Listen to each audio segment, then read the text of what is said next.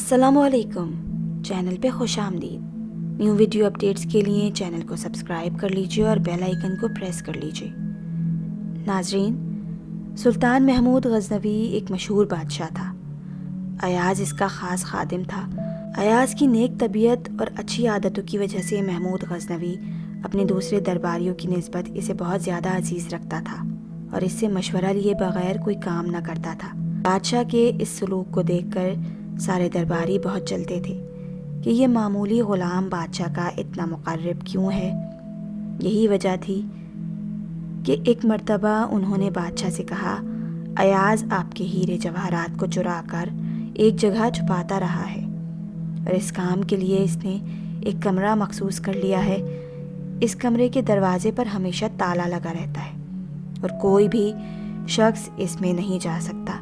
ایاز تنہا ہر چند روز بعد میں اس میں جاتا ہے اور چرائے ہوئے قیمتی جواہرات وہاں چھپا کر کمرے کو تالا لگا دیتا ہے۔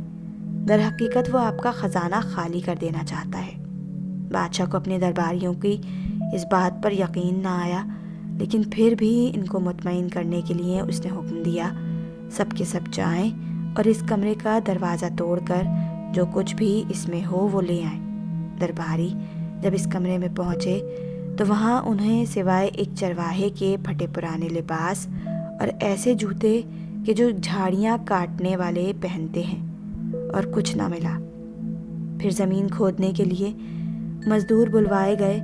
انہوں نے کمرے کی ساری زمین کھود ڈالی، لیکن یہاں بھی انہیں کچھ حاصل نہ ہوا۔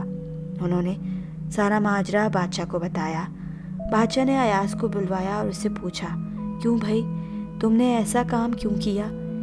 ایک کمرے کو مخصوص کر کے اس میں تالا ڈال کر رکھنے کی کیا ضرورت ہے؟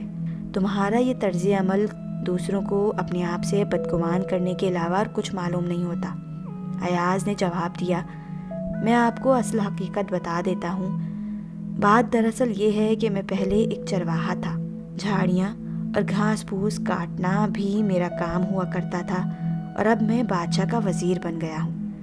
میں نے اس زمانے کا لباس اور جوتا کمرے میں محفوظ کر رکھا ہے۔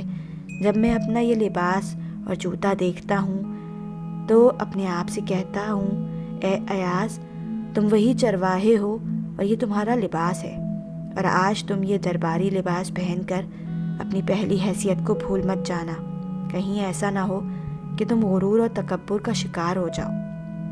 سلطان محمود غزنوی ایاز کی یہ بات سن کر بہت خوش ہوا اور اس کے نزدیک ایاز کی قدر و منزلت اور بھی بڑھ گئی۔ یہ سن کر سارے درباری شرمندہ ہو کر بغلے جھانکنے لگے۔